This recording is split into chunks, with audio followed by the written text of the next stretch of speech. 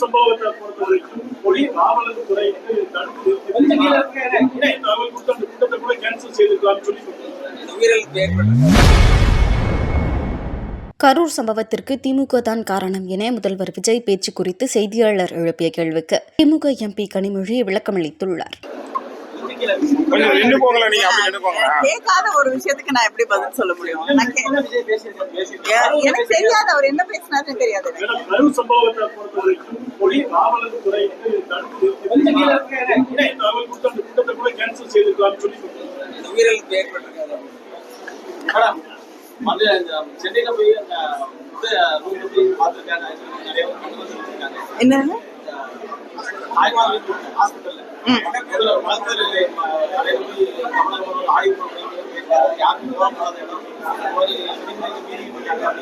இல்லைங்க, தொடர்ந்து அமைச்சர்கள், இந்த ஆட்சியில் இருக்கக்கூடிய சட்டமன்ற உறுப்பினர்கள் இவங்க எந்த இடத்துல போகக்கூடாதோ அங்க தொடர்ந்து போய் அங்க இருக்கக்கூடிய மக்களுக்கு சிரமங்களை உருவாக்கி கொண்டிருக்கிறார்கள்.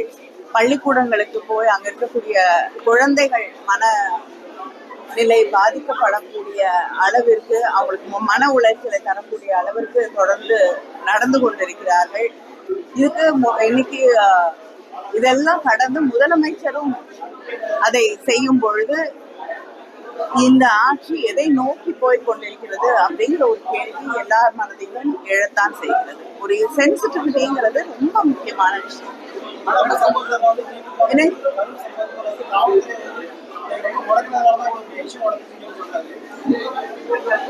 எல்லாருமே அவங்களுக்கு இருக்கக்கூடிய ரெஸ்பான்சிபிலிட்டின்னு ஒண்ணு இருக்கு, அதை புரிந்து கொள்ள வேண்டும். நான் அதை பத்தி அதிகமாக சொல்ல விரும்பல, ஏன்னா விசாரணையில இருக்கக்கூடிய ஒரு விஷயம். அதை பத்தி நான் அட்லீஸ்ட் நானாவது ரெஸ்பான்சிபிளா பேசாம இருக்கிறது சரியா இருக்கும்னு நினைக்கிறேன். ஆனா அந்த நேரத்துல கூட மக்களோடு நின்றவர்கள் யார், மக்களுக்கு உதவி செய்தவர்கள் யார், மக்களை தவிக்க விட்டு அங்கிருந்து ஓடி போனவர்கள் யாருன்னு மக்களுக்கு நல்லா தெரியும்.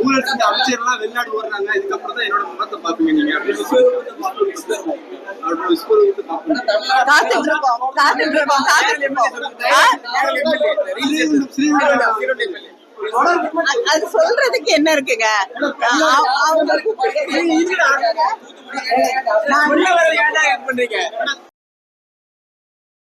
செய்திகளை உள்ளது உள்ளபடி தெரிந்து கொள்ள ரெஃப்ளெக்ட் நியூஸை சப்ஸ்கிரைப் பண்ணுங்க.